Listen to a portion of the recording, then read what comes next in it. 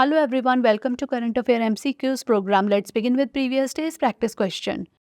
Question was, in the history of post-independent India, Operation Gibraltar is associated with which of the following? Indo-Pakistani War of 1947 to 1948, Indo-Pakistani War of 1965, Indo-Pakistani War of 1971 or Kargil War 1999. The correct answer is option B, Indo-Pakistani War of 1965.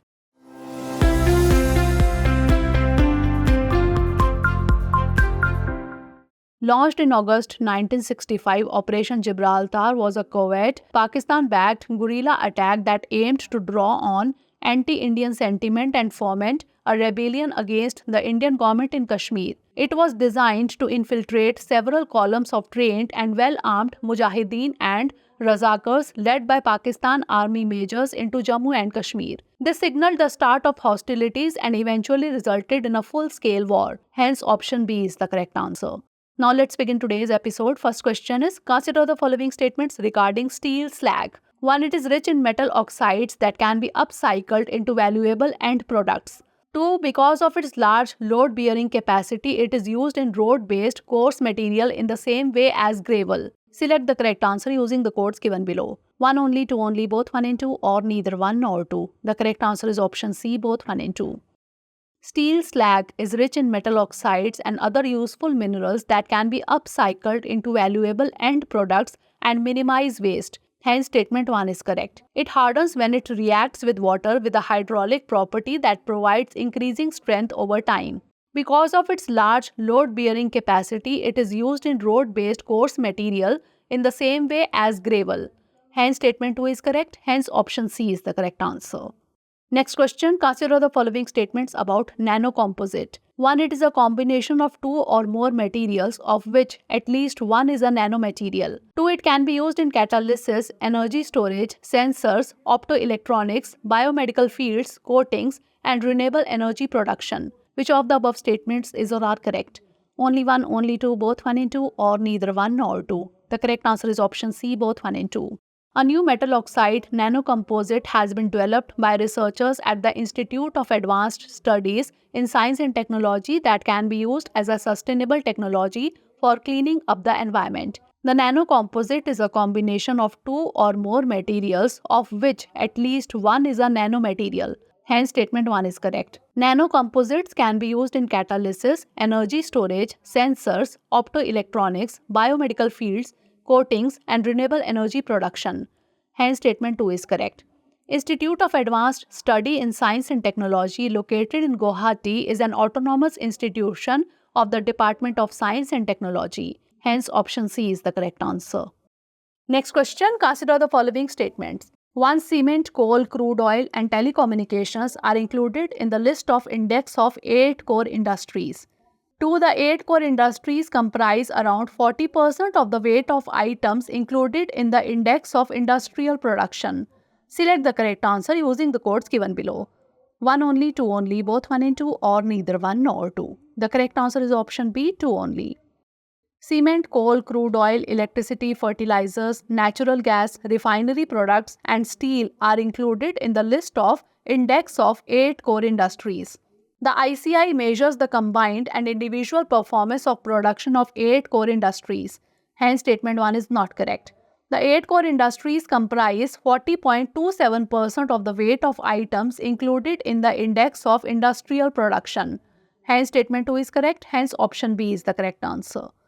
Next question, what is the primary purpose of a sandbox approach in the fintech industry? To accelerate the approval process for financial products, to enhance customer relationship management systems, to improve the security of online transactions through encryption, or to provide a controlled environment for testing innovative financial technologies without regulatory repercussions. The correct answer is option D, to provide a controlled environment for testing innovative financial technologies without regulatory repercussions.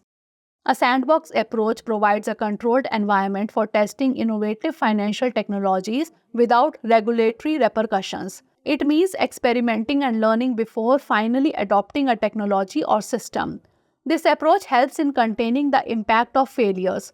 By operating within a sandbox, fintech startups can identify and mitigate potential risk associated with their products or services before a full-scale launch. Hence, option D is the correct answer. Next question, consider the following. 1. Partnership for security and sovereignty.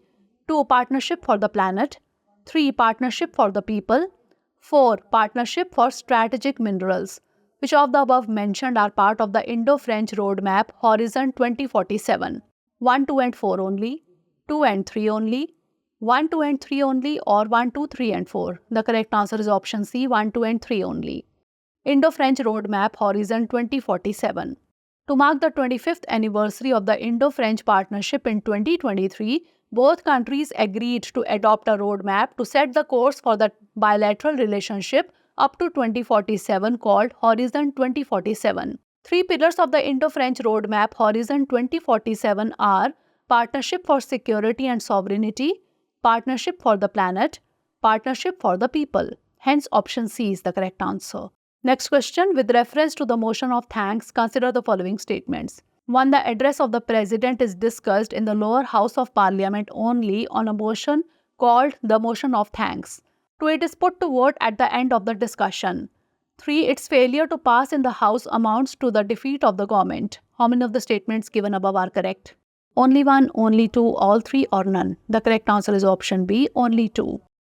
The address of the President, which corresponds to the speech from the throne in Britain, is discussed in both houses of Parliament on a motion called the motion of thanks. Hence, statement 1 is not correct. At the end of the discussion, the motion is put to vote. Hence, statement 2 is correct. This motion must be passed in the House, otherwise it amounts to the defeat of the government. Hence, statement 3 is correct. Hence, option B is the correct answer. Next question, regarding the Gandhi Sagar Wildlife Sanctuary, consider the following statements. 1. It will be the second home for cheetahs in India after the Panna National Park. 2. The Narmada River cuts the sanctuary into 2 almost equal halves. 3. It has a savanna ecosystem comprising open grasslands interspersed with dry deciduous trees and shrubs. How many of the statements given above is or are correct? Only 1, only 2, all 3, or none? The correct answer is option A, only 1. Gandhi Sagar Wildlife Sanctuary will be the second home for cheetahs in India after the Kuno National Park. Hence, statement 1 is not correct. The Chambal River cuts the sanctuary into 2 almost equal halves.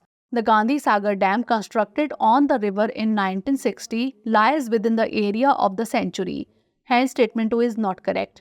It has a savanna ecosystem comprising open grasslands interspersed with dry deciduous trees and shrubs. It has a rocky terrain and exposed sheet rock. Hence, statement 3 is correct. Hence, option A is the correct answer.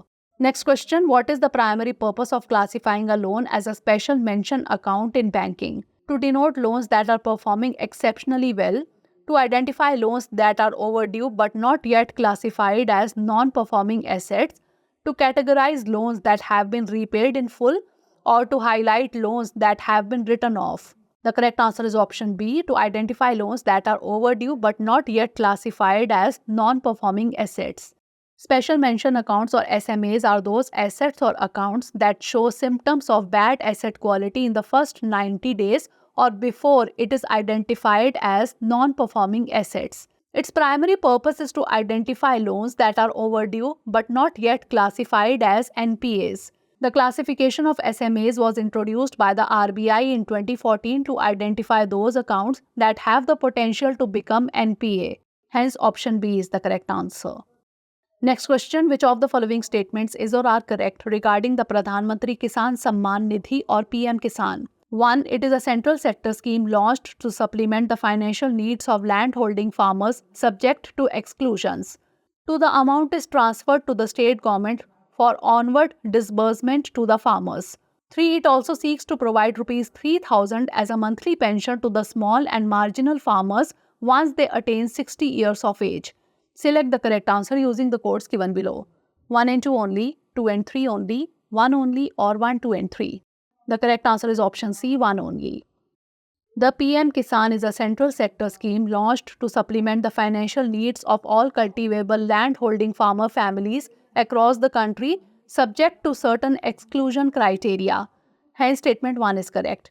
Under the scheme, an amount of Rs 6,000 is transferred annually in 3 equal installments of Rs 2,000 directly into the Aadhaar-seeded bank accounts of the farmers. Hence, statement 2 is not correct. Pradhan Mantri Kisan Man Dhan Yojana or PM-KMY seeks to provide Rs 3,000 monthly pension to small and marginal farmers once they attain 60 years of age. Hence, statement 3 is not correct. Hence, option C is the correct answer. Last question. Consider the following statements. 1. The Central Tibetan Administration has the twin task of rehabilitating Tibetan refugees and restoring freedom and happiness in Tibet. 2. Initially, CTA was based in Dharamshala but later moved to New Delhi. Select the correct answer using the codes given below. 1 only, 2 only, both 1 and 2, or neither 1 nor 2. The correct answer is option A, 1 only.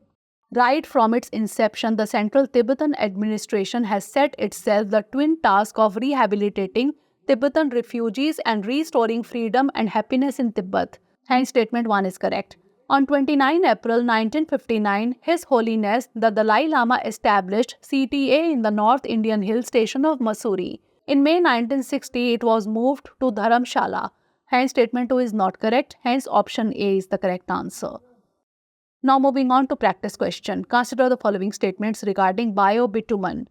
1. It is derived from petroleum refining processes similar to traditional bitumen.